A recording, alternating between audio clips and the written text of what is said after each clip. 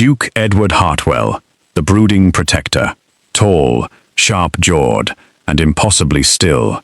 Edward stands slightly behind the others, in any room not from timidity, but from the habit of a man who watches everything and reveals nothing. His dark, wavy hair is combed with precision, and his high-collared black tailcoat fits him like armor. His eyes are deep-set and carrying an intensity that makes people feel seen in a way that is not always comfortable. When he speaks, he measures every word. When he does not speak, the silence does the work for him. There is a controlled grief behind his gaze, the look of someone who has carried too much, for too long, entirely alone. Elara Voss, the composed catalyst. Seated and still, but never small. Elara wears a rich sapphire blue gown with intricate lace trim at the chest, and her dark hair is wound into a structured, elegant updo that frames a face of striking calm. A delicate pendant rests at her collarbone. Her hands, folded neatly in her lap, are the hands of someone who has learned to be still in the middle of storms. Her eyes do not flinch. They meet in the room without apology. She is not the kind of woman who demands attention. She is the kind who, once noticed, cannot be forgotten. Lady Dorothea Hartwell, the woman in pink, the challenger, seated across from Elara and adorned in a dusty rose gown with pearl jewelry. Dorothea carries herself with the careful elegance of someone who has rehearsed her superiority. Her auburn curls are pinned with deliberate artistry. Her expression during the opening scene is one of veiled amusement, the kind that precedes cruelty, dressed as concern. She is not cruel from malice, but from fear. She was supposed to be the one Edward chose. She was not. Aunt Sophie, the skeptical observer, seated in dark, subdued clothing near the edge of the gathering, Aunt Sophie watches everything with furrowed, calculating eyes.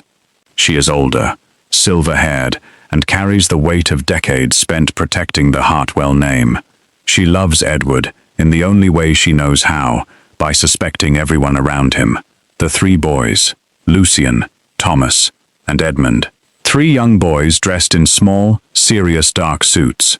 They stand close together, their expressions solemn and uncertain, watching the adults around them the way children do when they sense the world shifting beneath them.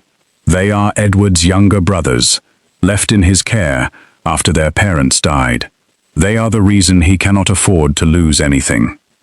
The first thing I noticed about her was not her gown, though it was the color of deep water and twice as dangerous. It was not her posture, though she sat in my family's grand parlor, like she had been there before, like the room remembered her, even when the people in it did not. The first thing I noticed was that she was not afraid. Every other woman who had sat in that chair, and there had been 7 before her, paraded through my home like livestock. At an auction, every single one of them had fidgeted, or smiled too quickly, or looked to the door. Elara Voss looked at my aunt, directly, calmly. The way a person looks at a fire they have already decided they will not run from.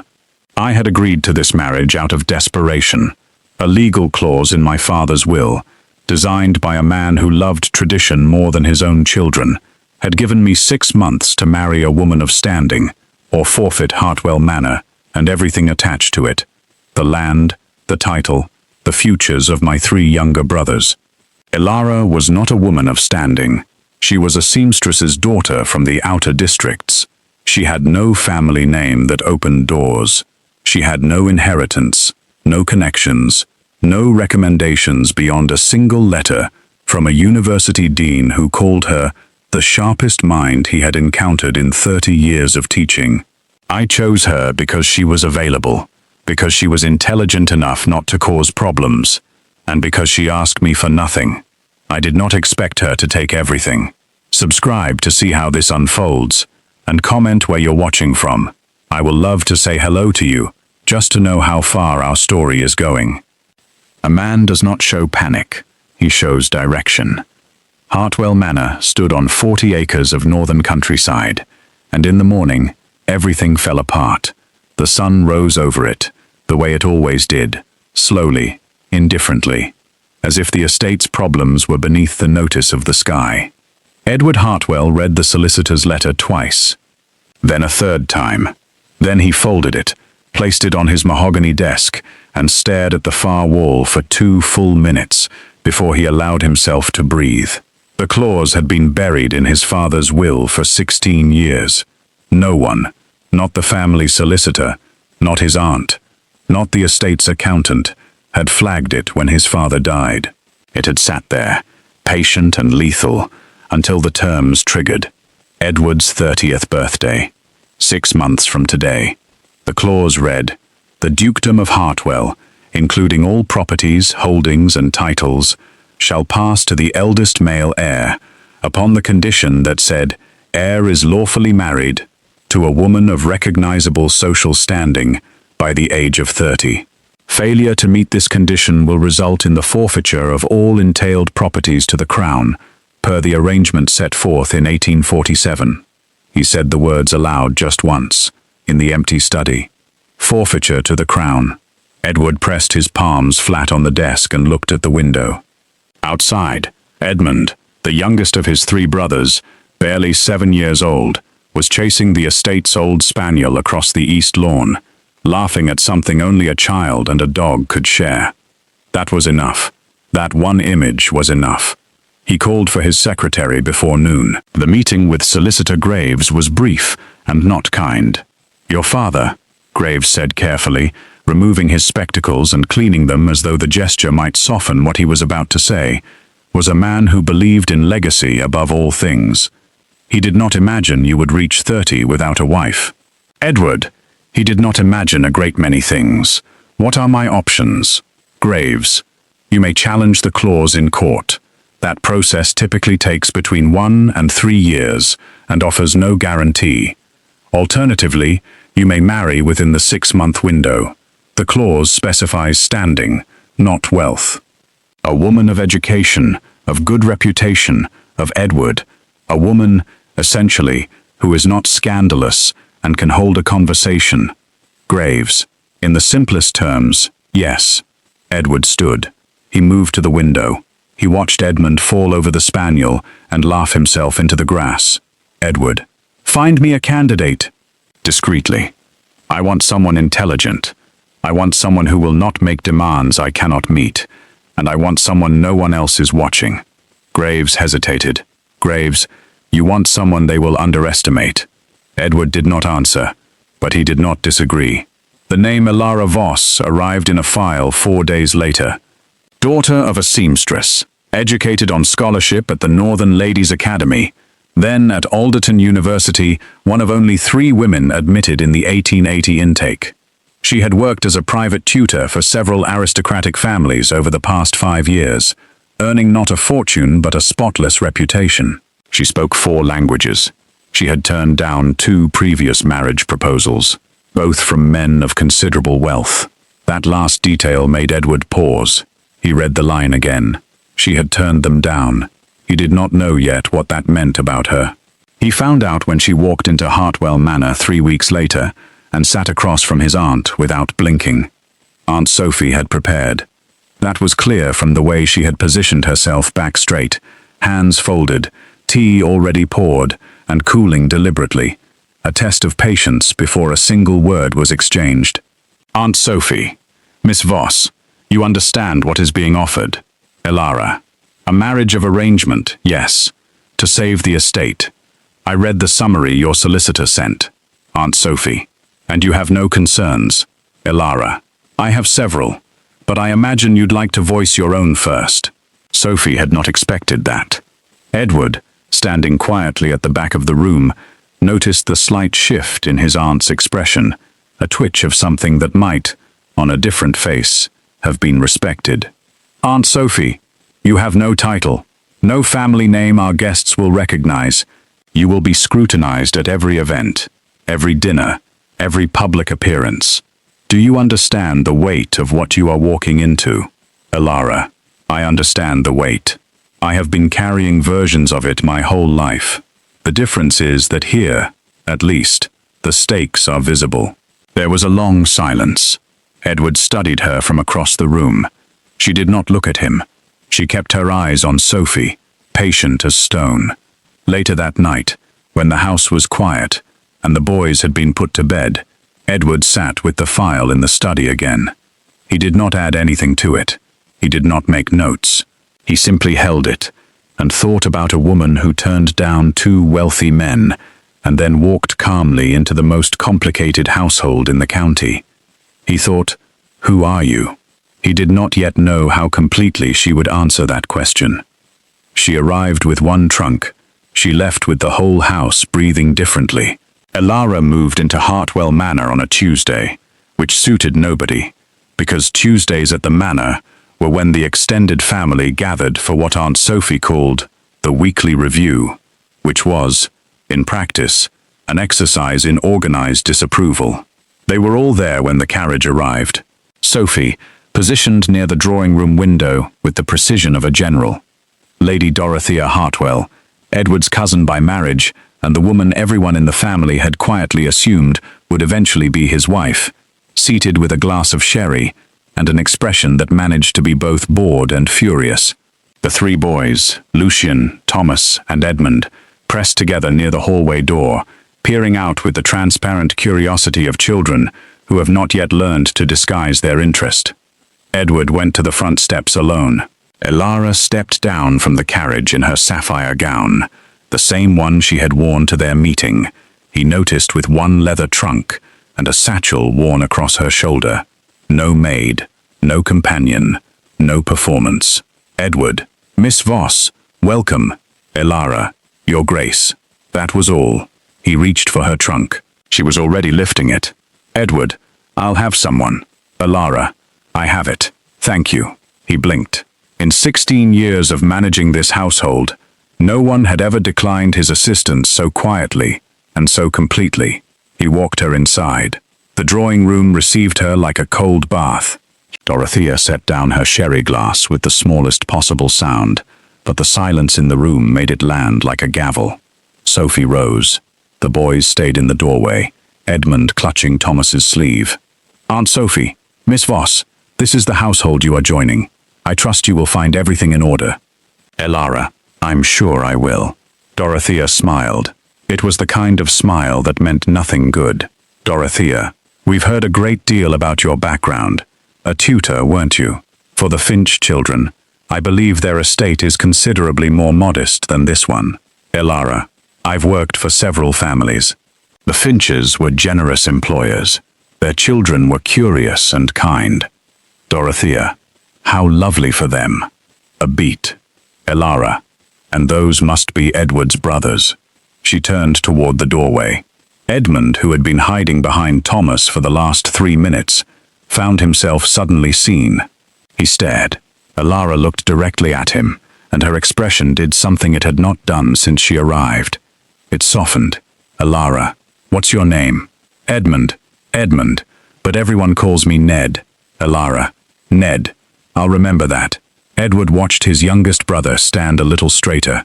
He did not know yet what to do with what he had just seen, but he filed it away, in the part of him that noticed things he would not admit to noticing.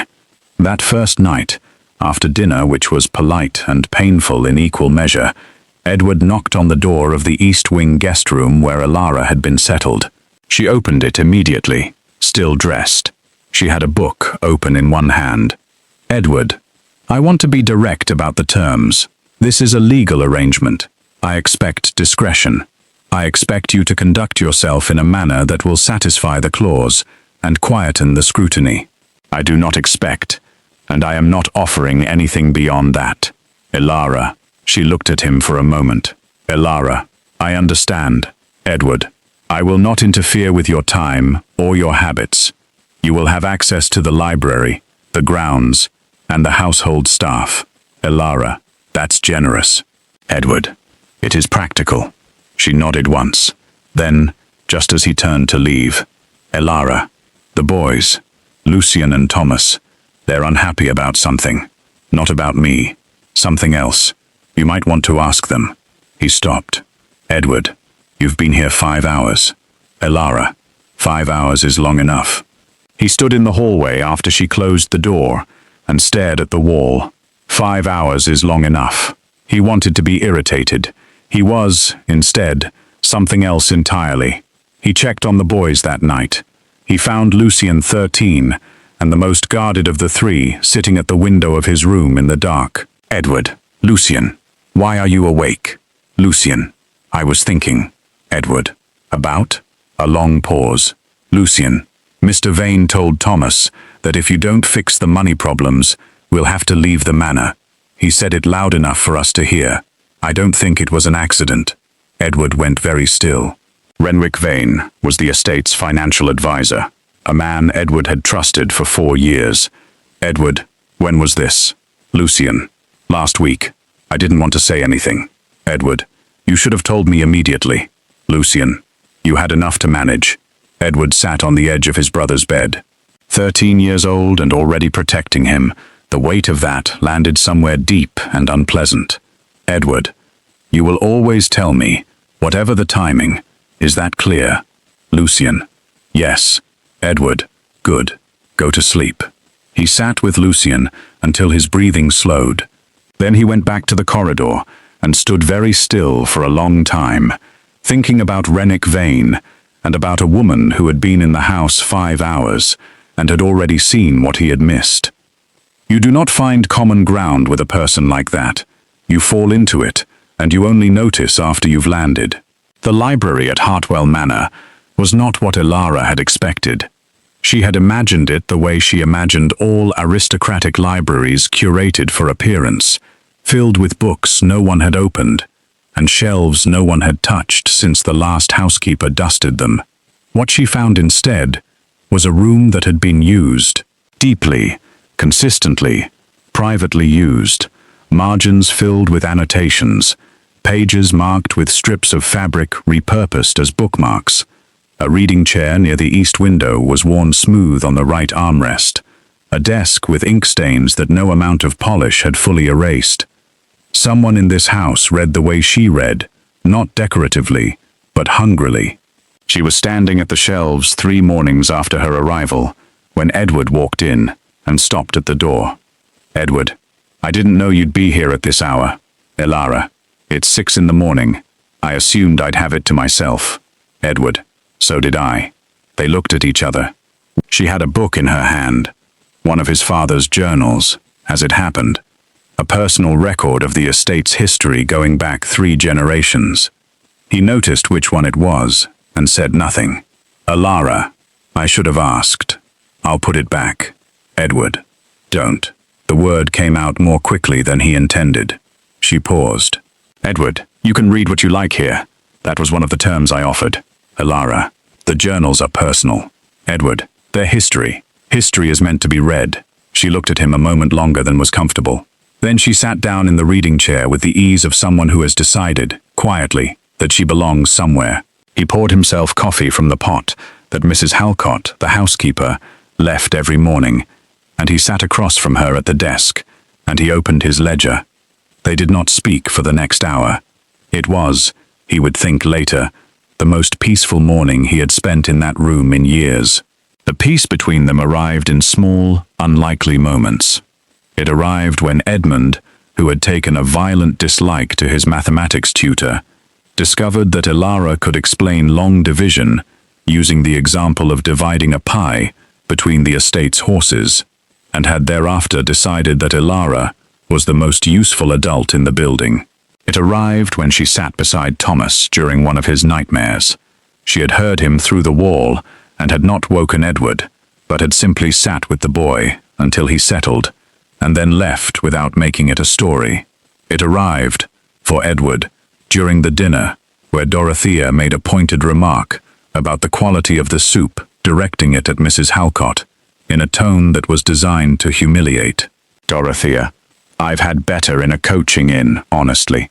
Perhaps the new Duchess might review the kitchen standards, if she has any experience with it. With service. The barb was precise.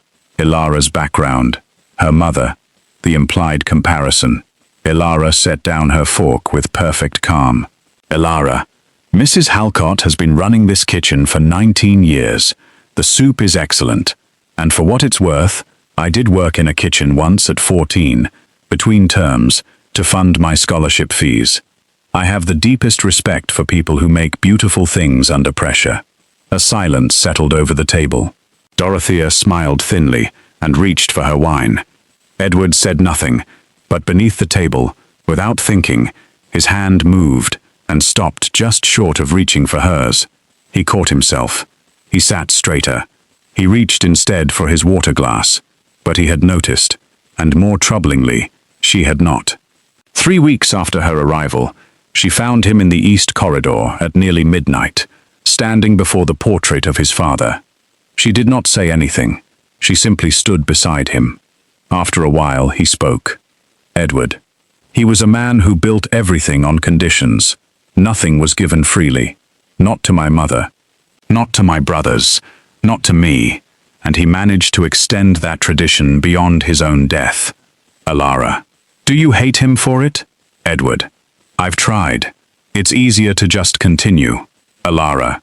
Easier isn't the same as better. Edward. No. But it keeps the house standing. She considered that. Elara. The boys look at you like you're the only solid thing in the building. You know that? Edward. That's a significant amount of pressure to put on one person. Elara. It is. But you're holding it. Mostly. Mostly. He repeated. She smiled. It was the first full smile he had seen from her. Not polished. Not strategic. Just real. It changed her face in a way that made him forget, for a moment, everything complicated about the situation. He remembered quickly, but the moment stayed with him longer than he would have liked. Suspicion is its own kind of searching. Sophie was searching for proof of a threat. What she found was something far more complicated. Aunt Sophie began her investigation of Elara Voss in the 4th week, with the methodical patience of a woman who had once uncovered a forged inheritance deed and was not about to be outwitted by a seamstress's daughter. She started with letters. She wrote to the families Elara had tutored for, to the academy where she had been educated, to the university. The responses, which arrived over the following weeks, were uniformly and irritatingly complimentary, diligent, discreet, principled beyond what the position required. One letter from Mrs. Aldgate, whose children Elara had taught for 2 years, included the line, "Miss Voss is the most honest person my household has ever employed, and I would consider it a loss to any institution that failed to recognize her worth." Sophie set that letter down carefully. She did not abandon her suspicion. She redirected it. What Sophie noticed in the 5th and 6th weeks was something she had not anticipated noticing, a shift in the house itself. The boys came to dinner without being called twice. Edmund had started reading after supper without being instructed, because Elara had made a small offhand bet with him that he wouldn't finish the novel by the end of the month. Lucian had begun, tentatively, to smile, and Edward, and this was the one that kept Sophie awake on 2 separate nights. Edward had started arriving for breakfast before the boys. He had not done that in 4 years, not since the accident, not since he took over the estate and became, by necessity, the kind of man who arrived everywhere last and left earliest, carrying the day's problems in before anyone else was awake. Now he arrived at breakfast early. He sat at the table. He occasionally said things that were not about the estate. Sophie cornered Elara on a Wednesday afternoon in the garden, where Elara was walking with a botany text and making notes in a small leather book. "Aunt Sophie, you've made yourself comfortable here." Elara, "I've tried not to disrupt what was already working." Aunt Sophie, "And the things that weren't working?" Elara, "I've tried to be useful where I can be." Sophie studied her. "Aunt Sophie, what do you want from this? Truly?" Elara looked up from her notebook. The question was asked without cruelty, Sophie noticed. It was a genuine question, which was almost more unsettling. "Elara, I want the arrangement to succeed. The boys need stability. The estate needs time. Edward needs..." Aunt Sophie, "Yes?" Elara, "Someone who doesn't need anything from him." Sophie was silent for a long moment. Aunt Sophie, "Everyone needs something." Elara, "I have what I need. I have books, a roof, and work that matters. I'm not here to take anything from him." Sophie walked back to the house without another word. She sat in her chair in the sitting room and stared at the fireplace and thought about Elara's mother, a name she had come across while researching Elara's family history, a name she had put aside to revisit when she had time, a name that, when she pulled out the old household ledgers that evening, appeared in an entry she had not thought about in 30 years. She sat for a long time. Then she went to find Edward. She found him in the study, reviewing accounts with Renwick Vane, and she stood in the doorway. Something in her expression made Edward sit up straight. "Aunt Sophie, I need a word, alone. Vane, we were just finishing. Aunt Sophie, now please, Mr. Vane." Vane gathered his papers. He left without hurrying, which was, Edward noted later, the act of a man who never feels caught. Sophie sat across from Edward and placed the old ledger on the desk between them, open to a page dated 1851. Aunt Sophie. Her mother's name was Elara Voss, but her grandmother's name, the woman who raised her mother in the outer districts after the family fell, was Margaret Hartwell. Edward looked at the page. Edward Hartwell. Aunt Sophie, your grandfather's younger brother, Charles Hartwell, was estranged from the family in 1849 after a dispute over the estate's boundary rights. He left.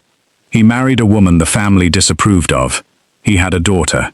The family records stop there, because your grandfather had them stopped. He did not want the line acknowledged. Silence. Edward. Are you saying that Elara, Aunt Sophie, is Charles Hartwell's great-granddaughter? Yes. Which means she has a bloodline claim to this estate that predates your father's will entirely. Edward stared at the page for a very long time. Then he looked up. Edward, does she know? Sophie said nothing, which was the answer. The truth doesn't arrive loudly. It waits, and when it comes as a document in a library, and the silence after is deafening. Edward spent the next 2 days saying nothing. He went through the motions of the household with extraordinary care, because the alternative of standing still long enough to feel the full weight of what he'd learned was not something he was ready to do in front of anyone. He reviewed the ledger. He cross-referenced it with the family archive, which lived in 3 leather-bound volumes in the lower library shelf, behind a text on agricultural reform that no one had touched in years. He found the marriage certificate for Charles Hartwell. He found the birth record of their daughter. He traced the line, slowly, through 3 generations of women who had lived quietly in the city's outer districts, carrying a name they were never allowed to use. By the 3rd night, he had the documentation laid out across his desk like a map. By the 4th night, he asked himself the question he had been avoiding. Did she know? And if she did, why had she come? He found her in the library at the usual hour, the early morning, in the reading chair. She had the agricultural reform text in her lap, the one that had been sitting in front of the family archive. He stood in the doorway. She looked up. She saw something in his face. Her expression became very still. Edward, how long have you known? A pause. 1 breath. Elara, my whole life. My grandmother told me before she died. She showed me what she had. Edward, and you came here knowing? Elara, yes. Edward, to claim what your family was owed. She set the book down. Elara, no. If that were my intention, I'd have gone to a solicitor. I'd have presented documentation before I ever sat down in your parlor. Edward, then why? She stood. She moved to the window. The morning light caught the angles of her face steady, composed, but carrying something heavy. Elara, because I did my research too, Edward. I knew about the will clause. I knew about the financial problems. I knew about Renwick Vane. Edward, you knew about Vane. Elara, a man who recommended 3 specific investments to your estate over 4 years, all of which failed. A man who was simultaneously advising 2 other families who were buying the very land your estate was trying to sell. That is not a coincidence. I started looking when your solicitor's letter first described the estate's situation. I wanted to understand what I was walking into. Edward was very quiet. Edward, you came here to help. Elara, I came here because this land has my great-great-grandfather's name in its foundation stones, and because someone was stealing from it, and because 3 little boys live here, and they shouldn't have to lose their home because the adults around them couldn't be trusted." The room was completely silent. Edward stood at the desk. He did not look at the documentation. He looked at her. "Edward, you could have told me from the beginning. Elara, you wouldn't have believed me. You would have seen a woman using a bloodline claim to manipulate an inheritance. You would have dismissed me before I could show you the proof." He could not tell her she was wrong, because she was not. "Edward, what proof do you have about Vane?" "Elara, enough. But I'll need access to the estate's full financial records for the last 6 years, and I'll need you to trust me." The second task was the harder one. They both knew it. He pulled the chair from behind his desk and placed it beside the reading chair and sat down. "Edward, show me what you have." They spent 6 hours in the library that day. Elara laid out, with methodical precision, the pattern she had traced across Vane's recommendations and their consequences. Cross-referenced purchase records. A land acquisition by a company connected to Vane's brother-in-law, timed precisely to a sale the estate had been pressured to make. 3 other estates with similar patterns. The figures, when laid out chronologically, told a story that was not subtle. It was the story of a man who had been quietly and systematically redirecting the estate's resources into his own pockets for years. Edward sat with the figures for a long time. He looked at Elara. "Edward," he told Lucien, "that we might have to leave." He wanted the boys to be frightened. "Elara, frightened people make poor decisions. He needed you distracted and reactive." Something moved through Edward's face. Something controlled and cold and very specific. Elara recognized it. It was not anger exactly. It was resolved. "Edward, I will deal with him." "Elara, carefully. If you move too quickly, he'll hide what's left, and you'll have difficulty proving it in court." "Edward, how would you do it?" She looked at him. "Elara, the Founders' Gala is in 3 weeks. Every major family and most of the county's financial figures will be there. Vane will be there. If you present the evidence publicly in front of witnesses, he will have no room to maneuver and no allies to run to." He studied her. "Edward, you have thought about this for some time." "Elara, I had nothing but time. You gave me a library." He looked, for just a moment, like he might smile. He did not quite manage it. But it was closer than she had seen from him before. Some moments do not announce themselves. They arrive quietly, and before you realize what is happening, you are already changed. With the gala 2 weeks away, something changed between them that neither of them had a name for yet. It was not dramatic. It did not arrive in a single moment. It accumulated in the hours they spent side by side, reviewing documents, in the evenings at dinner, when they stopped performing politeness and started having actual exchanges, in the small observations that kept escaping Edward against his better judgment. He noticed, for instance, that she took her coffee without sugar and drank it too hot, always standing up, as if sitting down to enjoy it was a luxury she hadn't yet given herself permission to claim. He noticed that she read the last page of every book first, and when he pointed this out with what he intended as disapproval, she looked at him without embarrassment and said, "Life is full of unsatisfying endings. Books should not be." And he had found, to his genuine confusion, that he could not argue with that. He noticed that she had begun, quietly, to rearrange the household's routines in ways that no one had asked for and everyone had needed. The boys' lessons were no longer at the hours that conflicted with their best energy. The kitchen had a revised weekly order that cut costs by 1/3. Without reducing quality, she had simply noticed what was being wasted and mentioned it to Mrs. Halcott without fanfare.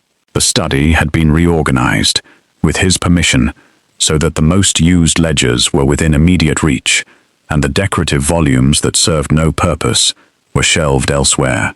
The house was better because she was in it.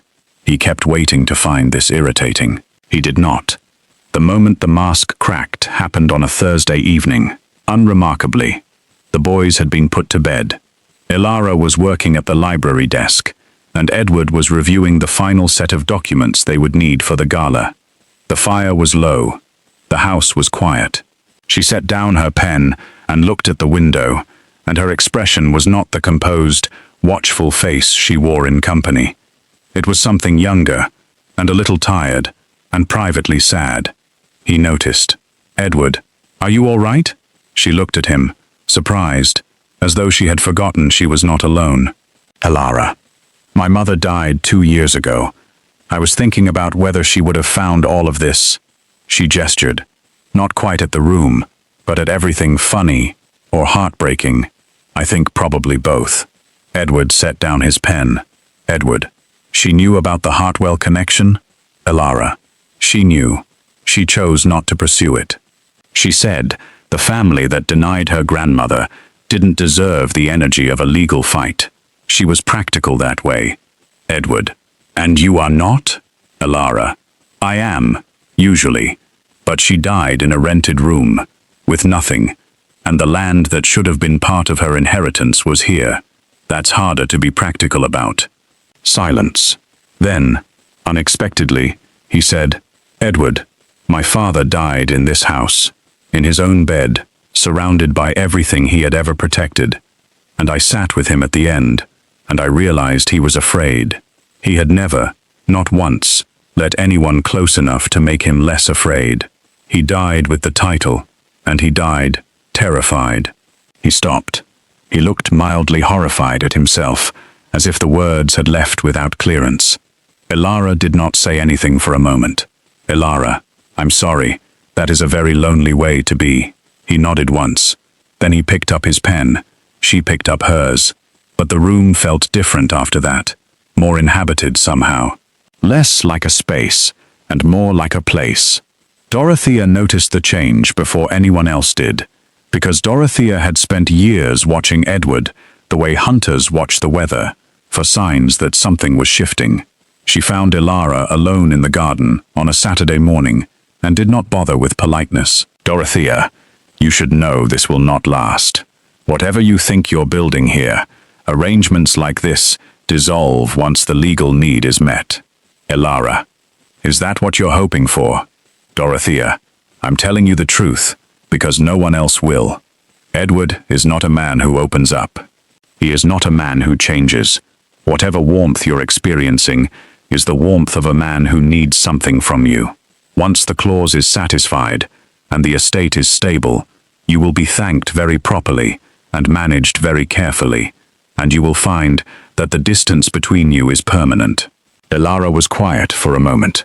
"Elara, that's a very specific fear you're describing." "Dorothea, I'm not afraid of anything." "Elara, you've been watching him your whole life, and he still can't see you." "That's not nothing, Dorothea. I'm sorry for it." Dorothea went very still. Then she walked away, and for the first time, she walked away from the manor's east garden without looking back, which told Elara more than any word could have. Betrayal is always surprising, even when you are looking directly at it. Renwick Vane had worked for the Hartwell estate for 4 years, 3 months and 12 days, and in that time, he had developed the particular skill of a man who had been stealing slowly. He had become invisible. He arrived early. He left late. He used the correct vocabulary in every meeting. He sent birthday cards to the boys and holiday greetings to Sophie, and had, at various points, reminded each of them that he considered it a privilege to serve the family. He was very good at being trusted. It was the most useful skill he had. 1 week before the Founders' Gala, he made a mistake. He underestimated Lucian. Lucian Hartwell, aged 13, had inherited his father's facility with numbers and his mother's instinct for spotting falsity, and he had been watching Renwick Vane with the quiet attention of a child who has been frightened by an adult and has not forgotten it. He found Vane in the study, alone, going through the estate accounts on an afternoon when Edward was out surveying the northern field. Specifically, he found Vane removing a ledger page and replacing it with a different one. Lucian said nothing. He backed out of the doorway without being seen and went directly to Elara. She was in the east sitting room. She listened without interrupting, her expression shifting from still to focused. "Lucien." He switched the page. "I'm certain the first one had different numbers. I've seen that ledger before. Edward showed me the general accounting structure last year. The totals didn't match what I remembered." "Elara, you're certain he didn't see you?" "Lucien." "Certain." "Elara, go to your room. Don't go near the study. Don't speak to him today at all. Can you do that?" "Lucien." "Yes. But what are you going to do?" "Elara, I'm going to find the original page." He looked at her with the measuring look of a child who has had to grow up early and has learned to assess people quickly. "Lucien, you already knew about him." "Elara, I suspected. Now I need proof I can use." "Lucien, be careful. He's not what he looks like." She looked at this 13-year-old boy, serious-faced and frightened and trying not to show it. "Elara, neither am I. Go on." She found the original ledger page that evening.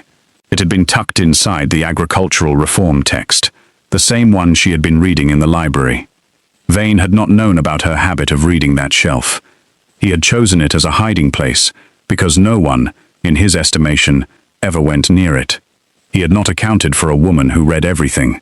The original page showed a diversion of £17,000 over the last 14 months, routed through 3 separate accounts, all connected with some investigative work that Elara completed by candlelight to an address registered to Vane's wife's family in the eastern city.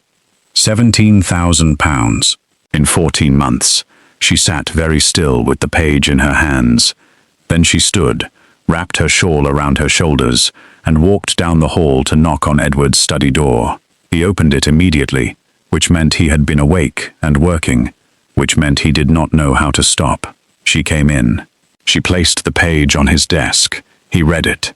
The room was completely silent. "Edward, where did you find this?" "Elara, the library." He hid it in the agricultural reform text. A pause. "Edward, of course he did." "Elara, Lucien saw him swap the page this afternoon. He came to me." Edward looked up. "Edward, he came to you." "Elara, he didn't want to worry you. He thought I might know what to do." A long silence. Something moved through Edward's expression that was not about Vane at all. "Edward, is he all right?" "Elara, he's frightened and trying very hard not to be. He's very like you." That landed. He let it. "Edward, I'll have Graves review this tonight. We need a complete documentation trail before the gala." "Elara, there's one more thing." He looked at her. "Elara, Vane has been speaking to Lady Dorothea. I don't know the content, but they've met privately 3 times in the past month." "I noticed." His jaw tightened. "Edward, 5 hours is long enough," he said quietly. She blinked. "That's what you said," he clarified. "When you arrived. 5 hours is long enough. You were right then. You are apparently right about most things." She looked at him for a moment. Then she said, "Elara, I'm right about you too. You should sleep. Tomorrow will be difficult." She left. He stood at his desk and looked at the page and thought about a woman who walked into his house with one trunk and quietly became indispensable to everything in it. He thought about that for a long time. A ballroom is the most honest room in the world. There is nowhere to hide, and everyone is watching. The Founders' Gala was held at Alderton Hall, the county's largest private estate, and it was attended by every family of consequence within 50 miles. It was the social event by which all other events were measured, and the Hartwell family had attended it, without exception, for 80 years. This year, they arrived differently. Elara wore deep midnight blue, not the sapphire of their first meeting, but something darker and quieter. Her hair was pinned with a single ivory clasp. She wore no jewelry beyond the pendant at her collarbone. She looked, Edward thought, as he handed her down from the carriage, like someone who did not need ornamentation because she had decided, somewhere along the way, that she was enough. He had thought a great many things about her recently that he had not yet found language for. The ballroom received them with the particular attention of a room that has already been talking about you. Heads turned, Whispers circulated. Elara moved through it, without looking to the left or the right, and he walked beside her, and felt, for the first time in months, completely certain of something. The first hour passed in the expected manner. Introductions, pleasantries, the careful dance of social obligation. Edward moved through it efficiently. Elara, to his quiet surprise, navigated it with a grace that had nothing to do with performance. She was simply genuinely interested in people, and people, almost without exception, noticed. He watched her, across the room, speak to old Lord Fenwick, who had not been engaged in conversation at a social event in years, because everyone found him difficult. Within 10 minutes, she had him laughing at something actually laughing, and Fenwick was looking at her, with the expression of a man who has been seen after a very long absence from being seen. Edward turned away before she could catch him watching. Vane arrived at the midpoint of the evening, in a well-cut coat, with the easy confidence of a man who does not know that tonight is his last night of comfort. He found Edward near the fireplace and smiled. "Vane, Your Grace, wonderful evening. Your wife is quite the social force. Several people have asked me about her." "Edward, what did you tell them?" "Vane, that she is a remarkable woman, which she clearly is." Edward looked at him for a moment. "Edward, Renwick, I'd like you to join me in the East Library. I have a matter to discuss. Graves will be there, and Lord Cavendish, the county's chief judicial figure, and Commissioner Hale."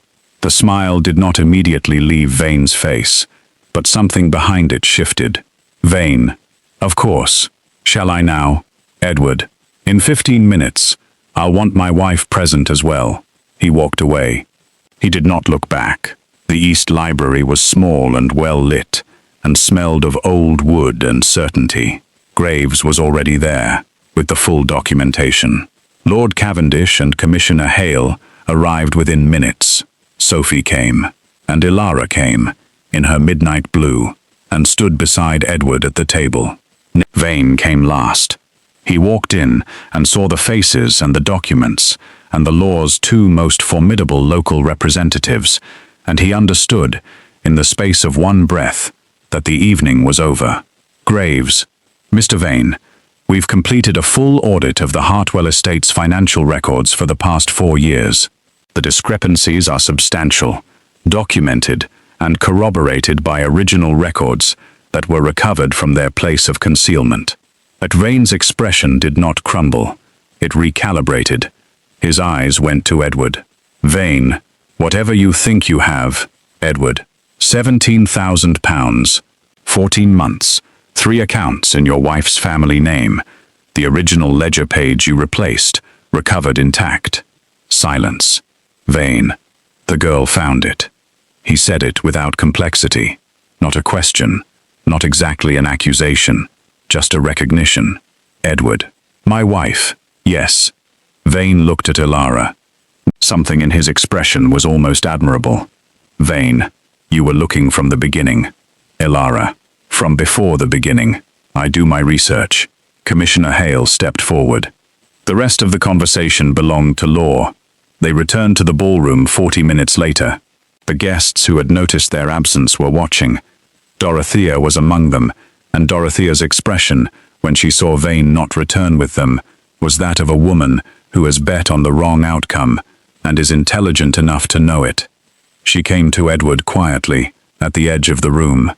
"Dorothea, he told me it was a sound investment strategy, that the estate was failing anyway, and I didn't know what he was doing." "Edward, what did you tell him?"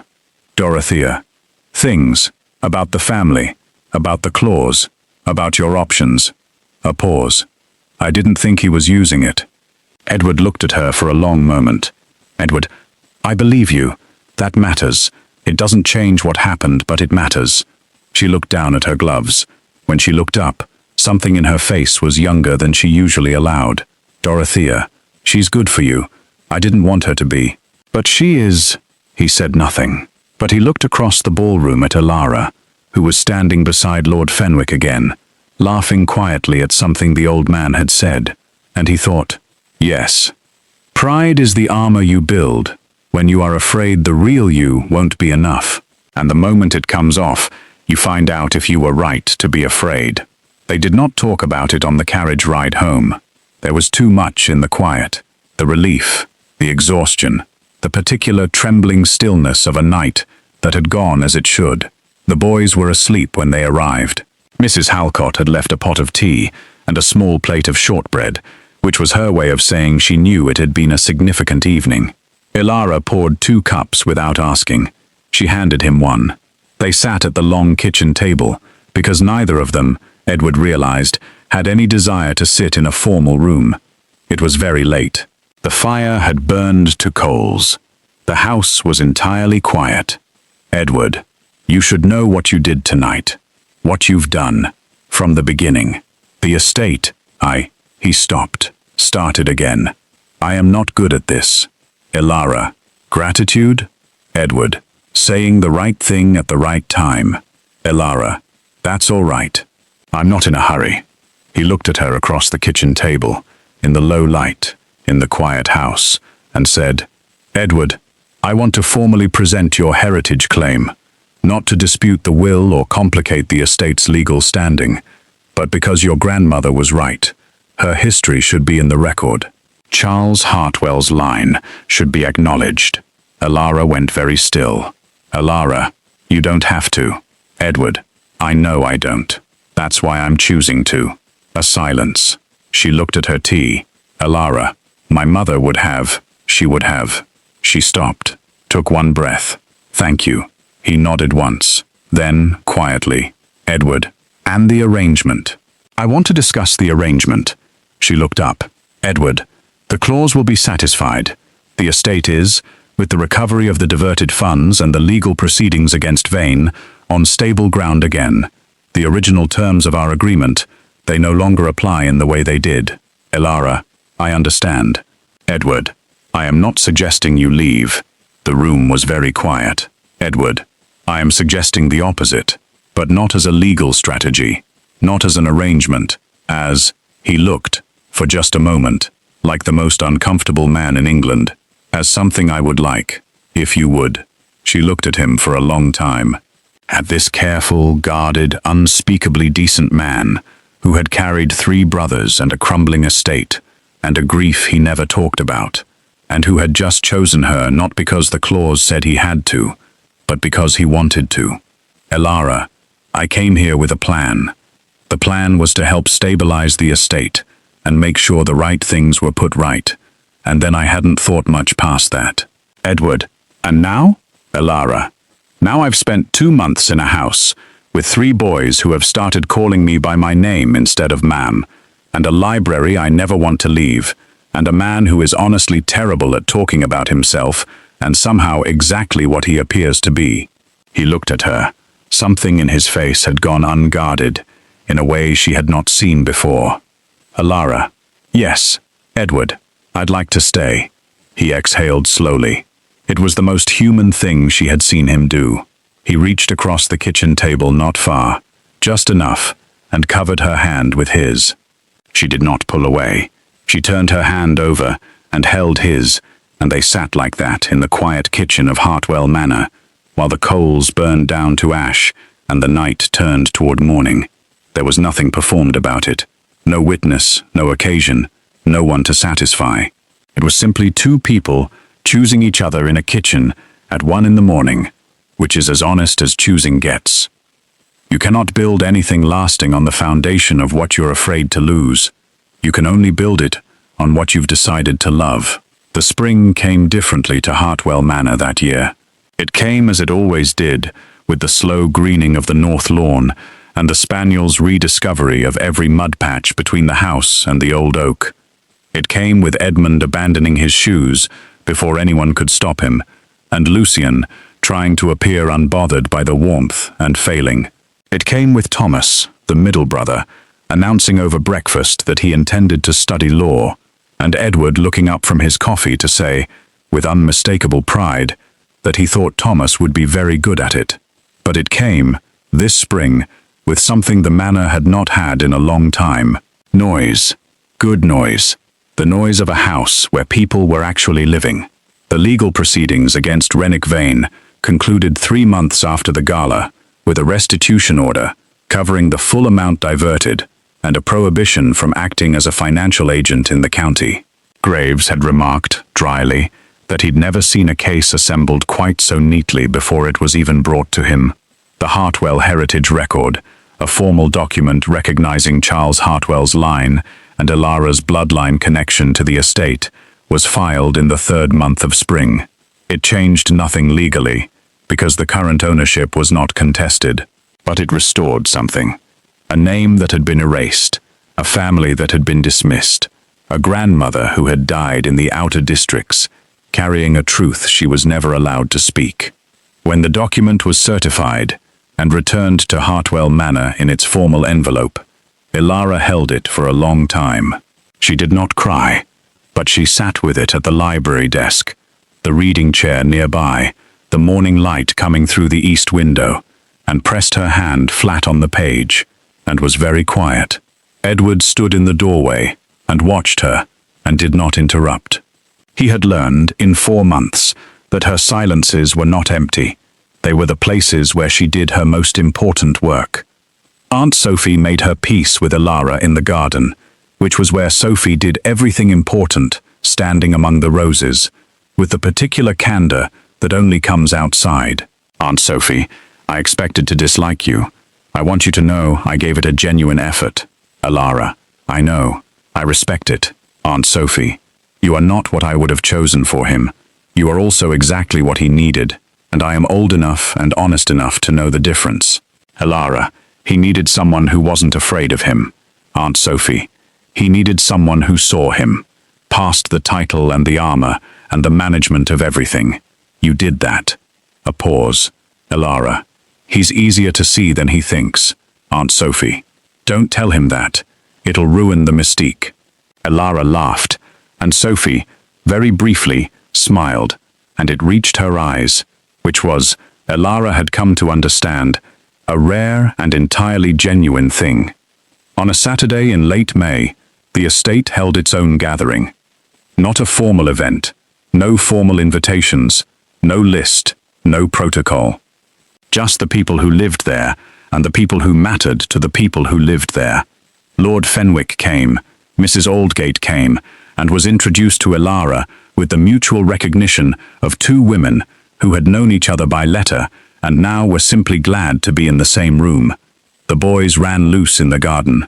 Edmund at some point convinced both Thomas and Lucian to race him to the old oak, which they did with more enthusiasm than dignity, and Edward watched them from the terrace with the expression of a man who has forgotten and then remembered what joy looks like in his own home. Elara came to stand beside him. She did not say anything. Neither did he. They watched the 3 boys collapse in the grass, arguing about who had won, their laughter carried up on the warm spring air to where the 2 of them stood, shoulder to shoulder, on the terrace of Hartwell Manor. And then Edward did something he had not done in so long he had almost forgotten the shape of it. He let himself be happy. Not managed, not maintained, not endured. Happy. That evening, after the guests had gone, and the boys were asleep, and the house was quiet, and lit with the amber of oil lamps, Elara found Edward in the library in the reading chair, which he now sat in sometimes, which she had stopped pretending not to notice. She had her notebook. He had his ledger. Neither of them needed to be working. They both were, anyway. After a while he looked up. Edward, I have been thinking about the clause. Elara, it's satisfied. Edward, yes, which means I married you because I needed to, and then I stayed married to you because I chose to, and I'd like to mark that distinction. Publicly, if you're willing. A proper ceremony. No contracts, no clauses. She put down her pen. Elara, just us. Edward, just us. And 3 boys who will absolutely ruin the solemnity of the occasion. She smiled, that full, unguarded smile that changed her face. Elara, I wouldn't have it any other way. He reached across the small library table. Not far, just enough, and she met him halfway. And in the warmth of the lamplight, in the room where they had both arrived before dawn and stayed past midnight, and found each other between the margins of books no one else had bothered to open. Hartwell Manor became, at last, something it had not been in a very long time. A home. Hartwell Manor stood on 40 acres of northern countryside, and on a Thursday in late spring, the sun rose over it the way it always did, slowly, warmly, as if it had always intended to. Edmund, now 8, was already in the garden before breakfast was on the table, the spaniel at his heels. Thomas had received his first acceptance letter from a legal institution. He had read it aloud at dinner with the kind of careful composure that collapsed completely when Elara stood up and hugged him. Lucian, 14 and already half a head taller, had asked Edward last week if he could begin learning the estate's management processes. Edward had said yes, and then gone to find Elara to tell her, and she had said, "He's going to be better at it than you were at 14, to which Edward had said, "Almost certainly," in a tone that made her laugh. Aunt Sophie had, over the course of the year, moved from skeptical observer to what could only be described as Elara's most formidable ally, a conversion so complete that it occasionally unnerved people who had known Sophie for decades. Dorothea had left the county in autumn, quietly and with dignity, to visit a cousin in the south. She had sent Elara a letter before leaving, a brief, careful, and entirely honest letter, which Elara had read twice, and then placed in her notebook without comment. The proper ceremony happened in September, as the estate's grounds turned to gold. Small, as promised. The boys stood together at the front in their small dark suits, their expressions solemn and important, except for Edmund, who ruined it entirely by waving at Lord Fenwick in the middle of the vows. The heritage record hung in the library, framed and placed near the east window. The reading chair had been replaced at Elara's insistence with 2 chairs, side by side, both of them slightly worn now, and every morning, just before 6, when the rest of the house was still sleeping, 2 people arrived in the library, one with coffee, one with a book, and sat together in the early light, not because they needed to, because they wanted to, which is the only reason that ever matters. 1. The courage to be seen. Edward's greatest struggle was not financial or legal. It was the fear of being known without the protection of his title and his control.